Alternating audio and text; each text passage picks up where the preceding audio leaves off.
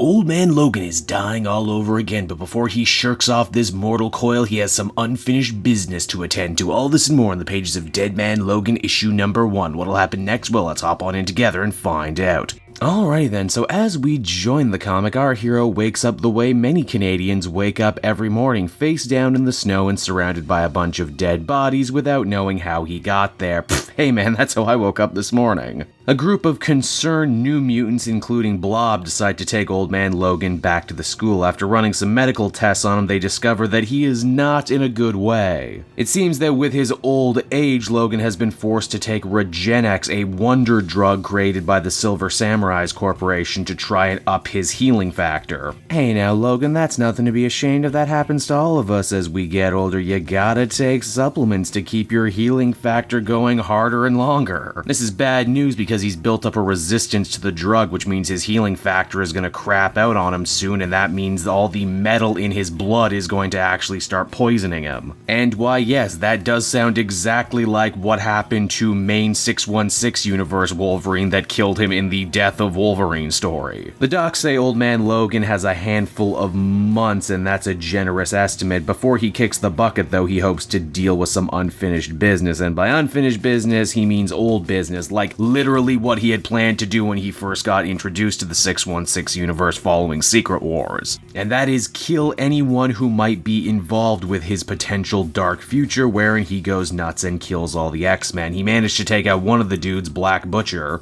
but never made it down the rest of the list after finding solace and a new place with the X-Men. But now that he's dying, he figures screw it, might as well go back to killing folk. Next up on Old Man Logan's hit list is Quentin Beck, aka Mysterio. Granted, you can't kill what you can't see, and it seems that the Master of Illusions has been hiding out a lot recently. Even the usual suspects of the bar with no name have no idea where he's at. Oh, they have lots of theories. Hey, didn't he go to jail after that whole faking an alien invasion thing? No, he got beaten by spider people in Vegas. Mysterio, are you sure you don't mean Mysterion? The barflies are none too helpful, but long-time X-Men villain Miss Sinister was in the very same bar and decided to help herself to some information from inside Old Man Logan's noggin. Mainly details on the dark and twisted future from which he comes. She thinks it's quite wonderful and that she should do everything in her power to make sure it comes to pass now. Next, Logan decides to hit up an old warehouse that Mysterio was supposedly stashing his stuff. He doesn't find anything, but he does end up running into Clint Barton Hawkeye, kinda fitting as the two of them had so many adventures in the future. Logan wants Barton to go away, but Clint is a tenacious type and is able to tag along on this little adventure. In fact, he's gonna maybe try and downplay Logan's more violent tendencies. So where is Mysterio? Well, he's held up in a mental asylum of all places. He says that he quits being a supervillain, that he's tired of getting beaten up by all the heroes, and that he's just ready to retire. Miss Sinister comes to him though and says, what if I told you somewhere out there in the timeline there is a future where you are not only successful, but you pull off maybe the most villainous act of all time. This proves to be enough to get Beck out of his funk and agree to join Miss Sinister on her new plot, but she says that they're not going to do this alone and that they need to go meet some other people who are going to be part of this scheme. This means that by the time Clint and Logan are actually able to get through the front door of the asylum, who they're looking for is long gone, and they end up wasting a bunch of time trying to get clues and directions from crazy people. In a funny scene, one particularly savvy inmate hustles Clint Barton for a bunch of candy bars from the vending machine. And the front desk nurse, she's never heard of Hawkeye. She's heard of Stingray on the Avengers, but has never heard of Hawkeye before. Now, where did the bad guys go? Well, they went to a mysterious island lair where they meet their benefactors, who are revealed to be,